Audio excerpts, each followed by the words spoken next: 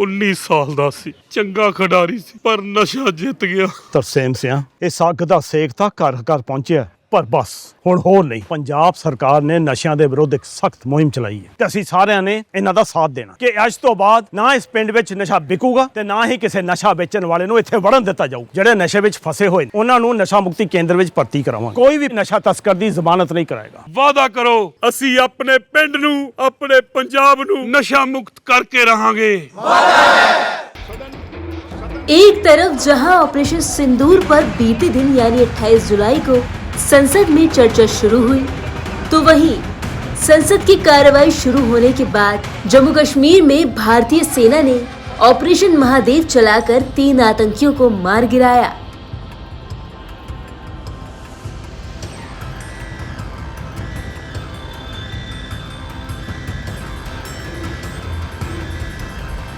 वहीं विपक्ष इस बात को लेकर सवाल उठा रहा था कि आखिर पहलगाम के हमलावर कहां गए।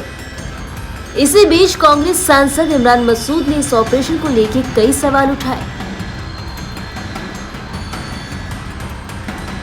आपको बता दें कि ऑपरेशन महादेव पर कांग्रेस सांसद इमरान मसूद ने कहा कि पिछले 100 दिनों से ये आतंकी पकड़े नहीं जा रहे थे, अचानक कैसे पकड़ लिए गए और 1 घंटे में कैसे मार गिराए। ये आतंकवादी कौन थे? हमने सुबह ये सवाल उठाया और उन्होंने दोपहर तक उन्हें मार भी गिराया। अगर उन्होंने इतनी ही तेजी दिखाई होती तो हम पीओके पर कब्जा कर लेते। देखिए कल की डिबेट के अंदर क्या था, पहले डिफेंस मिनिस्टर की हुई। डिफेंस मिनिस्टर साहब ने कोई बात भी, मतलब आप कमाल देखिए, आप डिफेंस मिनिस्टर साहब कह रहे हैं कि हम वहां किसी की जमीन लेने नहीं गए थे, तो क्या टहलने गए थे आप? हैं? सेना को मौत के मुंह में झोंक रहे थे आप, तो क्या टहलने के लिए झोंक रहे थे हम सेना को? पीओके के ऊपर कब्जा करना था। आप बार बार बोलते थे पीओके पर कब्जा। जब पीओके पर कब्जा हो रहा था तो आपने कहा कि वापस आओ, अब्बा का हुक्म आया है अमेरिका से कि वापस आओ बेटा, चलो मैं तुम्हारे साथ ट्रेड नहीं करूंगा, तुम्हें व्यापार नहीं दूंगा, तुम वापस चलो यहां से। क्या तमाशा है? हमारी बहनों का सिंदूर उजड़ा। हमने सवाल पूछा पहलगाम के आतंकवादी कहां गए? कहां पहलगाम के आतंकवादी गए? कितना तेज चले एकदम कि गौरव गोगोई इधर पार्लियामेंट में सवाल पूछते हैं, उधर मुठभेड़ हो जाती है और कहते हैं कि साहब इसका मास्टरमाइंड, अभी तो आपने बताया भी नहीं था मास्टरमाइंड कौन है। मतलब 15 मिनट में जय पांडा जी वहां पे घोषणा कर देते हैं, जब उसके बाद सेकंड राउंड के अंदर कि साहब मास्टरमाइंड मारा गया। अरे भाई इतने तेज थे तो पीओके पे झंडा लहराते तो छाती ठोक के कहते, और तुम्हें कंधों पर उठा के हम पार्लियामेंट में घूमते, कहने लगा जिंदाबाद, वाह साहब क्या काम किया है, हम पीओके पर कब्जा किया है। अरे हमारे बच्चे जिनके शहीद हो गए, जिनकी सामने उनकी मांग उजड़ गई है, उनका दर्द नहीं है, लेकिन तुम्हें धंधा चाहिए, क्रिकेट खिलाना है, क्योंकि क्रिकेट से धंधा मिलेगा। तुम्हें धंधा चाहिए। कहाँ ले जा रहे हो देश को? शर्म कर लो, शर्म। कहाँ ले जा रहे हो? जैसे आपने क्रिकेट की बात कही, अब ओवैसी ने भी एक बात उठाई कि जब आप ऐसे रिश्ते हैं और अब आप क्रिकेट खेलना क्यों जरूरी है? आप अरे मैं तो कह रहा हूं कि इन्हें धंधा चाहिए, धंधा मिलना चाहिए, मित्रों को फायदा हो।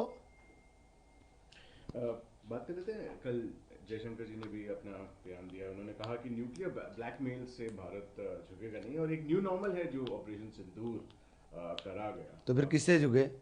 फिर किससे झुके हम? हैं? अब्बा जान ने हुक्म दिया था इसलिए झुक गए कि अब्बा ने अमेरिका से कहा कि बेटा बटन दबाओ, हमारा बटन दब गया है। आप क्या करने गए थे चाइना? क्यों ट्रेड कर रहे हो चाइना के साथ? हैं? चाइना ने पूरा पाकिस्तान को खुल करके सपोर्ट किया, आप चाइना के साथ गलबैया क्यों करने का काम कर रहे हो? आप बताओ ना। जयशंकर जी ने भी अब एलओपी पे अटैक करते हुए उन्होंने कहा कि जब डोकलाम का क्राइसिस हुआ था तो ब्रीफिंग एलओपी ने गवर्नमेंट से नहीं लिया, चाइनीज एम्बेसडर से लिया। कि क्या हम कन्फ्रंट कर रहे हैं? इसका जवाब तो राहुल गांधी जी दे देंगे।